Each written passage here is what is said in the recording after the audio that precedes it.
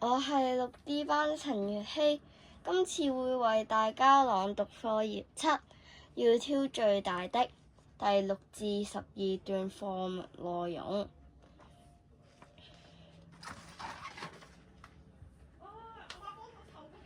你們挑到最大的墨水了嗎？蘇格拉底笑着問學生。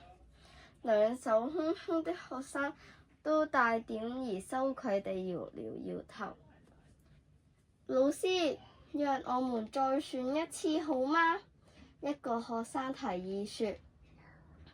我才走進麥田，就發現一棵很大的麥穗，但我還想往前找找看，所以放棄了。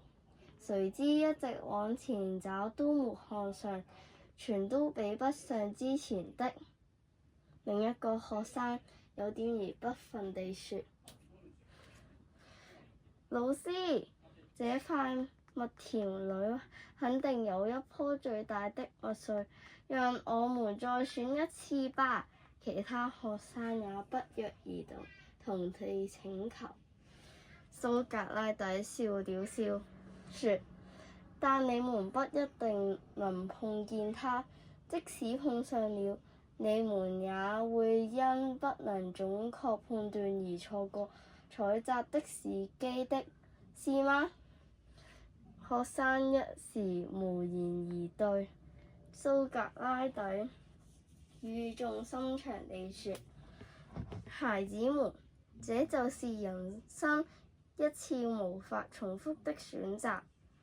蘇格拉底的話讓學生恍然大悟，漫長的人生宛如在寬闊的麥田中前行，利用這唯一的機會尋找最大的麥穗。有的人看見顆粒飽滿的麥穗就把握時間摘下它，有的人東張西望，總在比較中躊躇着，一再錯失良機。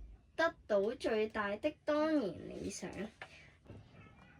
但把眼前一棵飽滿的麥穗穩拿手中才是最實在的。聽完我嘅朗讀之後，唔知大家係咪認同蘇格拉底對學生所講嘅嘢呢？而我呢，就係認同嘅，因為呢，人生嘅選擇係非常重要嘅。